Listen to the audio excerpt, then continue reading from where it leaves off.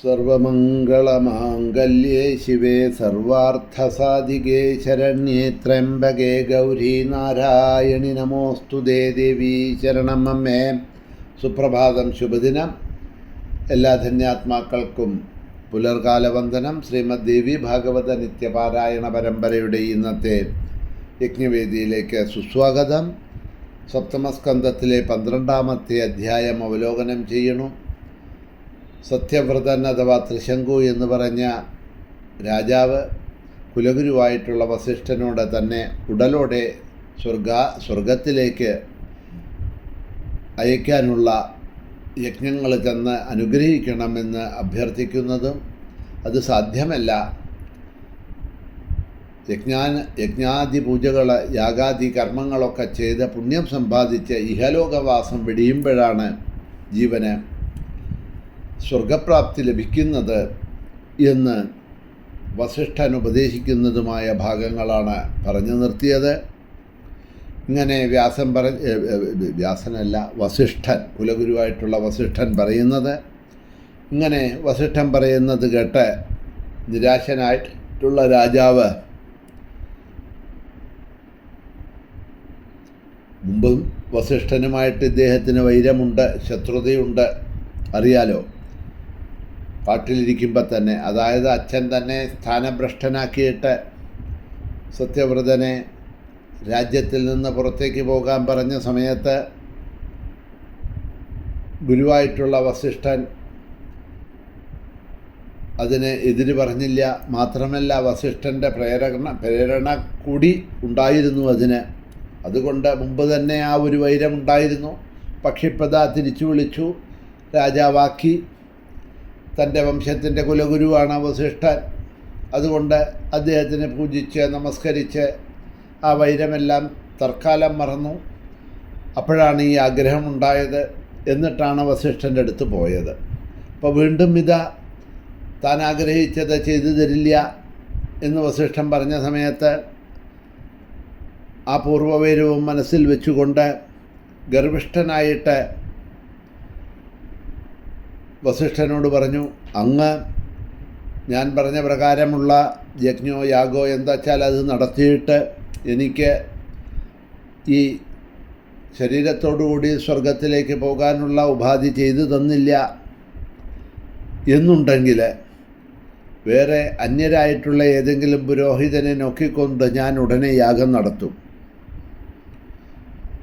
അങ്ങൻ്റെ കുലഗുരുവാണ് എന്ന കാരണം കൊണ്ട് ആദ്യം ഞാൻ അങ്ങോട്ട് വന്ന് അപേക്ഷിച്ചതാണ് അങ്ങ് ചെയ്തു തരണമെന്ന്. അപ്പം അങ്ങ് ചെയ്തു തന്നില്ല എന്നുണ്ടെങ്കിൽ, പറ്റില്ല എന്ന് പറയുകയാണെങ്കിൽ, ഞാൻ എൻ്റെ കാര്യം നേടാനായിട്ട് ഞാൻ മറ്റാരെങ്കിലും ഗുരുവായി സ്വീകരിച്ചു പോകും, അവരെ കൊണ്ട് യാഗയജ്ഞങ്ങൾ നടത്തിപ്പിക്കും എന്നൊക്കെയാണ് കുറച്ച് ഗൗരവത്തോടു കൂടിയിട്ട് വസിഷ്ഠനോട് പറഞ്ഞത്. ഇങ്ങനെ രാജാവ് പറഞ്ഞത് കേട്ടപ്പോൾ വസിഷ്ഠനും ക്രോധം വന്നു. ഉടനെ വസിഷ്ഠൻ ജപിച്ചു, ദുർബുദ്ധിയായിട്ടുള്ള നീ ചാണ്ടാളനായി തീരൂ. ഈ ശരീരത്തോടെ ഇപ്പോൾ തന്നെ ചാണ്ടാലനായിട്ട് ഭവിക്ക്. സ്വർഗം നശിപ്പിക്കുന്നവനായ നീ പാപിഷ്ഠനാണ്,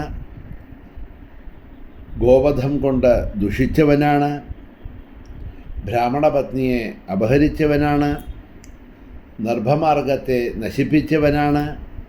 നിനക്ക് മരിച്ചാലും സ്വർഗം ലഭിക്കില്ല എന്ന് പറഞ്ഞ് വസിഷ്ഠൻ ശപിക്കണു.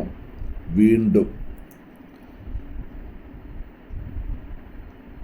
കഥ തുടർന്നുകൊണ്ട് വ്യാസൻ പറയണു, ഹേ ജനമേജയ, വസിഷ്ഠൻ ഇങ്ങനെ ശപിച്ച ഉടൻ തന്നെ ഈ ത്രിശങ്കു എന്ന സത്യവ്രതൻ അവിടെ വെച്ച ശരീരത്തോടെ ഒരു ചാണ്ടാള രൂപമായിട്ട് മാറി. ആ ക്ഷണത്തിൽ തന്നെ അദ്ദേഹത്തിൻ്റെ കാതിൽ ധരിച്ചിരുന്ന കുണ്ടലങ്ങളൊക്കെ കല്ലായി തീർന്നു. ദേഹത്തിൽ ധരിച്ചിരുന്ന ചന്ദനം ഗന്ധമില്ലാത്തതായി. ദേഹത്ത് ഉടുത്തിരുന്ന ദിവ്യമായിട്ടുള്ള പീതാംബരം, ആ വസ്ത്രമൊക്കെ കറുത്ത വസ്ത്രമായിട്ട് ഭവിച്ചു. വസിഷ്ഠൻ്റെ ശാപം മൂലം ഇവൻ്റെ ശരീരം ഒരു ആനയുടെ നിറമായി ഭവിച്ചു.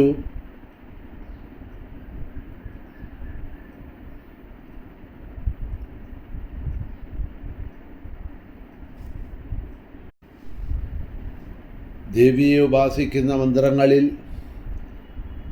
ആ ഗായത്രി മന്ത്രം നിഷ്ഠയോടുകൂടി ഉപാസിക്കുന്ന പരമദേവീഭക്തനായിരുന്നു വസിഷ്ഠൻ. അതുകൊണ്ട് തന്നെ അദ്ദേഹത്തിൻ്റെ ശാപം ഫലിക്കാതെ കണ്ടു പോവില്ല.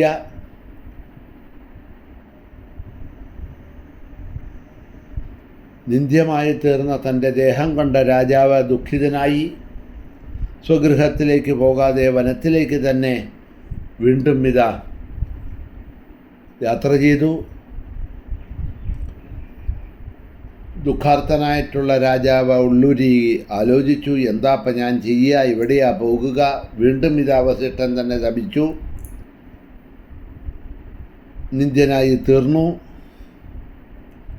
എൻ്റെ ഈ ശരീരം തന്നെ ഇപ്പോൾ പുറമേ കാണിക്കാൻ യോഗ്യതയില്ലാത്തതായി ചാണ്ടാള സ്വരൂപമായി തീർന്നിരിക്കുന്നു.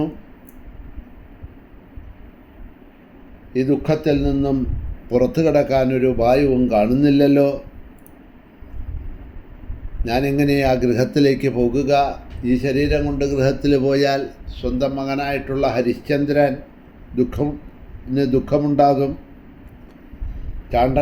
ചാണ്ടാലൻ്റെ സ്വരൂപം കൊണ്ട് ഞാൻ പോയാൽ എൻ്റെ ഭാര്യ എന്നെ അംഗീകരിക്കില്ല. പിന്നെ കൊട്ടാരത്തിലുള്ള മന്ത്രിമാരെ, ജനങ്ങളെ ആരും ബഹുമാനിക്കില്ല, മാനിക്കില്ല. അതുകൊണ്ട് സകലരാലും ഉപേക്ഷിക്കപ്പെട്ട ഞാൻ ജീവിക്കുന്നതിനേക്കാൾ മരിക്കുന്നതാണ് നല്ലത്.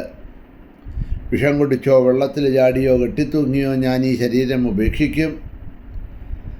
വിധിയനുസരിച്ച് ഈ ശരീരം കത്തിച്ചൊലിക്കുന്ന തീയിൽ ബലമായിട്ട് ഹോമിക്കാം. പട്ടിണി കിടന്നോ വേണമെങ്കിൽ ഈ ദുഷിച്ച പ്രാണനെ ഉപേക്ഷിക്കാം. പക്ഷേ ഇപ്രകാരത്തിലൊക്കെ ഒരു ആത്മഹത്യ ചെയ്തു എന്ന് പറഞ്ഞാൽ ജന്മം തോറും അതിൻ്റെ ഫലങ്ങൾ അനുഭവിക്കേണ്ടതായിട്ട് വരും. ആത്മഹത്യാദോഷത്താൽ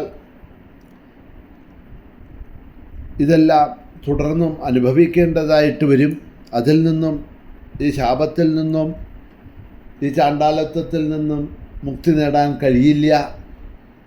തൽക്കാലം ഇപ്പോഴുള്ള ഈ ശരീരത്തിനെ ഒരു ആത്മഹത്യ ചെയ്ത് മേൽപ്പറഞ്ഞ വണ്ണം എന്തെങ്കിലും ചെയ്താൽ അതിൽ നിന്നും ഒരു രക്ഷപ്പെടാം, വിരോധമില്ല. പക്ഷെ അത് വീണ്ടും അടുത്ത ജന്മത്തിൽ ഈ പാപഫലങ്ങളെ അനുഭവിക്കാൻ ആ ചാണ്ടാലത്വം ഉണ്ടാകുന്നതായിട്ടുള്ള ഒരു ശരീരമായിട്ടാണ് ജനിക്കേണ്ടി വരിക. അപ്പോൾ ആത്മഹത്യ ചെയ്യുന്നത് ഇതിനൊരു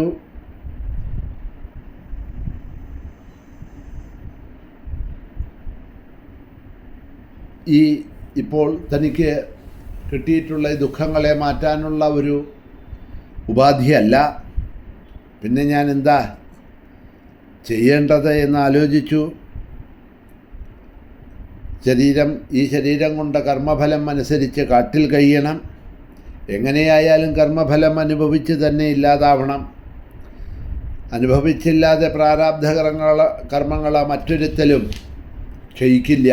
അതുകൊണ്ട് ഇവിടെ വെച്ച കർമ്മഫലം ശുഭമായാലും അശുഭമായാലും അനുഭവിക്കുക.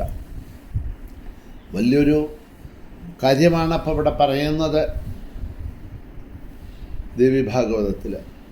കാരണം പലരും വിചാരിക്കണു ഒരു ആത്മഹത്യ ചെയ്തതോടു കൂടിയിട്ട് അവരുടെ ദുഃഖങ്ങൾ, ശോകങ്ങൾ, കഷ്ടങ്ങൾ, പേരുദോഷങ്ങൾ, അല്ലെങ്കിൽ സഹിക്കാൻ കഴിയാത്ത ദേഹപീഡനങ്ങൾ, രോഗങ്ങൾ മുതലായിട്ടുള്ളവയൊക്കെ തീർന്ന് കിട്ടും, അതിൽ നിന്നൊക്കെ മുക്തനാവും എന്ന് ആലോചിച്ചാണ് ആത്മഹത്യയൊക്കെ ചെയ്യുന്നത്. പക്ഷെ അതുകൊണ്ട് അതിൽ നിന്നും രക്ഷപ്പെടാൻ കഴിയില്ല എന്നിവിടെ പറഞ്ഞു കാണിക്കുകയാണ്. എന്തുകൊണ്ട് രക്ഷപ്പെടാൻ കഴിയില്ല? ചിന്തനീയമായിട്ടുള്ള വിഷയമാണ്. നാളെ നമുക്ക് അവലോകനം ചെയ്തു കൊണ്ടുപോകാം. ഇന്ന് സമയം കഴിഞ്ഞതുകൊണ്ട് ഇവിടെ തന്നെ നിർത്തുന്നു. മഹാദേവ്യൈ നമഃ.